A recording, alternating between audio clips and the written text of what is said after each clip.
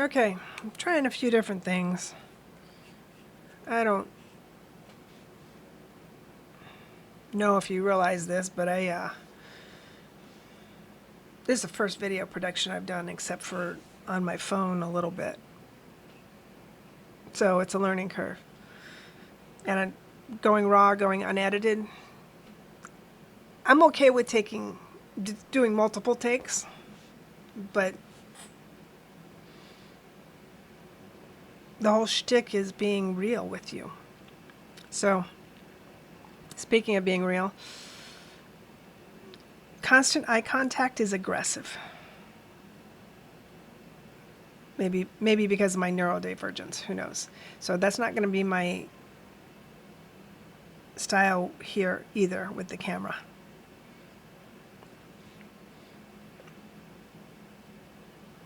I'm just being me.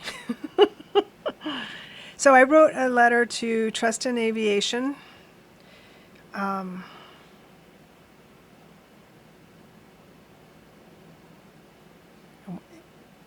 Okay, Trust in Aviation Safety Shattered was how I titled this letter, and it is in the toolbox of the open letters to Congress and others. If you want to visit the channel description, the link is there for the directory.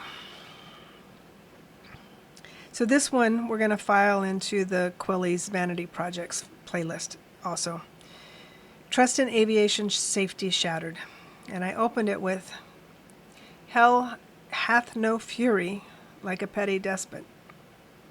Everyday Jane to House Transportation Committee, Senate Commerce, Science, and Transportation Committee of the 119th Congress of the United States of America. Dear Senators and Representatives, congratulations. You have ushered in an era of governmental destruction. Trust in air travel in this nation, the birthplace of aviation, is shattered on your watch. My father served on the Midway battleship spoken of in Reagan's farewell speech. I cannot express the depth of my frustration that I cannot risk flying across the country anytime soon. He is now 90. I am grieving the real possibility I will never see him again.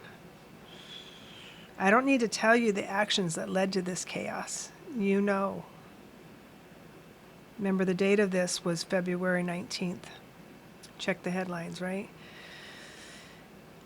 To a layperson who leans agnostic in a country that used to uphold freedom of religion, the Trump administration seems hell-bent on expediting the end times and having themselves and their loved ones raptured out of the hellscape they are creating.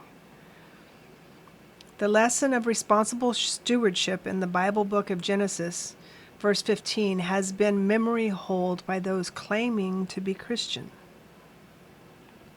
Elon Musk, a major government contractor, should have no influence whatsoever in decision-making of the federal government.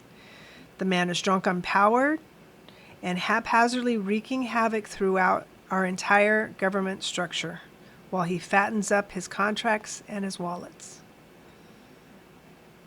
Lack of oversight over the executive branch is indelibly staining the 119th Congress. I am shamed by the complete implosion of American values and the lost pride we had on being a city shining upon the hill. Ukraine, Canada, Greenland, Gaza as real estate deals? Really? What have we become? Sign me mortified, Everyday Jane, February 19th, 2025, carbon copy, Department of Transportation. And then in the letter, if you want to go to the directory that is linked in my channel description and find the letter, it gives you the address, Office of Public Liaison. So, letter writing campaign. Authenticity over perfection.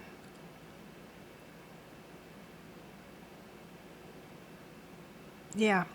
One thing to mention is that I talked about blue sky, and blue sky was an outlet for a lot of people afraid, worried about the future of our country, worried about the safety nets, the vulnerable. This two-party system, and if Sandy Levinson was right about everything, our Constitution needs to be revised so it doesn't exacerbate the problems, the divisions in our country. If this two-party system is a giant game of tug-of-war, in the center of that tug-of-war is a chasm with lava. The floor is lava. And you know who's closest to that chasm? Is our vulnerable.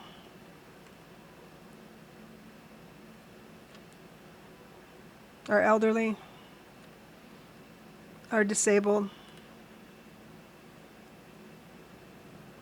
The human animal is making decisions on behalf of all of us right now. That's why I have the compulsion to build this civic learning library, because we, as a people, if we believe in self-governance, then we have to make self-governance work for us in the 21st century. So, thank you.